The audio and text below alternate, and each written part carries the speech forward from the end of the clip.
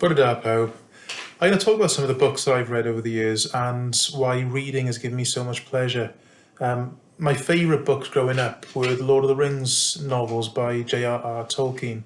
Um, I read them quite frequently, almost every year, every other year, and I love the fantasy behind them and the story, the kind of old-fashioned story of good versus evil, and the way that good could overcome evil. However small the stature of the person, there was always a way of overcoming it.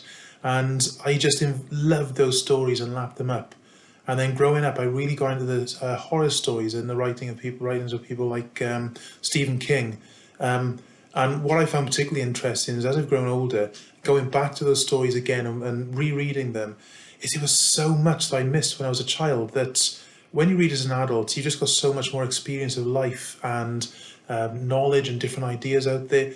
And so I'd always recommend any books that you've read as a child, when you are older, come back to them and see what you think them on a second or third reading, because it can make a massive difference based on your life experiences. Now, books I'm currently enjoying are books by writers like Jasper Fforde. Now, Jasper Fforde is a writer who lives in Hay-on-Wye, and a lot of his novels are set in a kind of fictional version of England, of Britain, an alternate reality.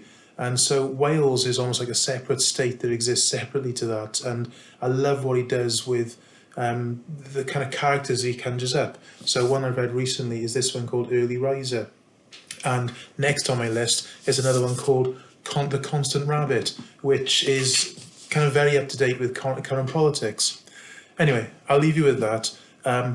Reading is a passion. It's something that you can enjoy. It doesn't matter how confined your space, how small your room. Reading can transport you anywhere in the world in a heartbeat. And all you need are the words in front of you and a little bit of time and peace and quiet. Take care.